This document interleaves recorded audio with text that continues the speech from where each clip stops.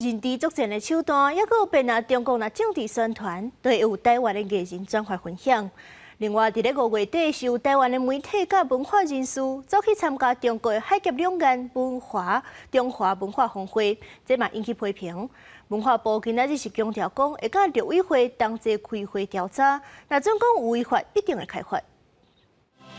包括欧阳娜娜这个台湾艺人，长期伫咧中国发展，因为几多遍配合中共对台统战，伫中共重大政治节日转发官方媒体宣传图卡，和各界质疑。再加上有台湾的媒体甲文化界人士参加中共的海峡两岸中华文化峰会，发现拢讲家己是来自中国台湾，引起各界批评。文化部伫咧找5踮立法院备询时阵，李卫生问讲，这届金曲奖是毋是有中国艺人会来台湾参加？别人讲问讲，是毋是对行为引起争议的台湾艺人进行处罚？文化部会不会打算修法，对于他们艺人的言论做出罚则？目前对于两岸人民的只有两岸人民条例可以处理这件事情，所以文化部不会打算针对你们的艺人来做这个部分。就讲是毋是对这款行为有争议的艺人追讨因的补助，或者是未来袂用申请补助呢？是不是追讨曾经补助过的计划经费，或是规定之后有相关文化部这边的补助案，他们不能申请？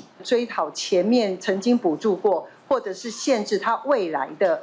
补助资格这件事情，我们会一并的加以讨论跟研议。因为文化部最5的报告锁定台湾世界遗产占6点的推动进行，李伟就讲，台湾唔是联合国教科文组织的会员，也并唔是世界遗产公约的缔约国家。批评中国是上大的阻碍原因，这是一个很重要的原因。你刚才也说了，所以我想应该是国家应该以这边的中国关系的改善做一个重点，要成为我们这个前提点。它第一个，它必须要先有文资法，或者是刚刚讲国家森林那个法，它都一定要先有另外一个法定的资格之后，它才能够谈第二步。文化部强调，会甲陆委会开专案会议进行行政查核，若是有违法，会依照两岸条例来处罚。也强调，中共假借着文化名义，其实是咧进行统战的部署。希望相关媒体甲文化人爱共同珍惜守护自由民主台湾。